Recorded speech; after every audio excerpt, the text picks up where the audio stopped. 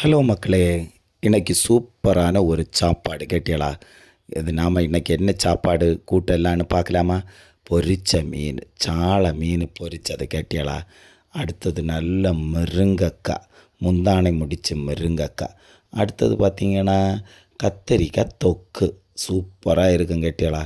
அடுத்தது சம்மந்தி, இந்த சம்மந்தியும் அடுத்தது மீன்கறி, சால மீன்கறி.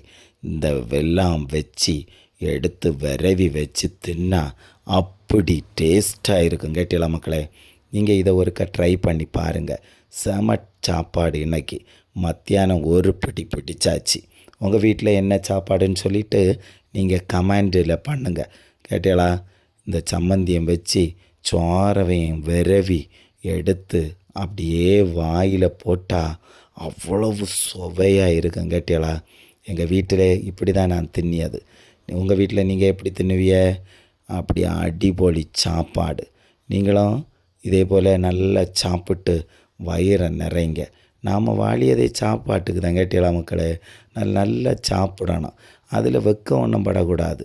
இதை காமிச்சு தந்து சாப்பிடியனால யாரும் ஒன்றை நினைக்காதீங்க. ஏன்னா நீங்கள் நல்லா சாப்பிடுங்க, சுகமாக வாழுங்க.